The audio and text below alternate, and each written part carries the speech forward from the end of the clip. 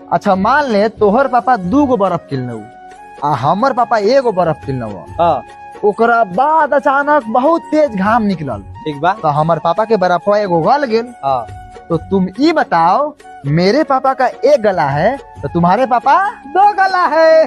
तुम्हारे पापा 2 गला है। हाँ वाह क्या बात है। ला मोबाइल वाला एगो मुँह तो पानी पूरी लेकिन अचकल पचकल निकाल सुअरी का सहनासा है पुरानी हवेली से मुंह में लूटी लगाई निकाल। कौन चिल्लाता रे गिदर के औलाद लेकिन। ओए बाहर आ सरवा नारंगी तोर दीदिया के भतरा आइल बा सतरंगी। सरवा जीजवा बा लगा तो दीदिया के लेके आयल बा। आए दीदिया प्रणाम। काहे इतने ढकत रे आ घर में भीतर। ए हम भीतर ना आएम तोनी के सब गोरा के बाहर निकालम आ कस के लसारम। हमरा भतरू के हमरा रजऊ के हमरा करेजऊ के मुअली के मार मार ले बड़ा लोगन हम भीतर आई।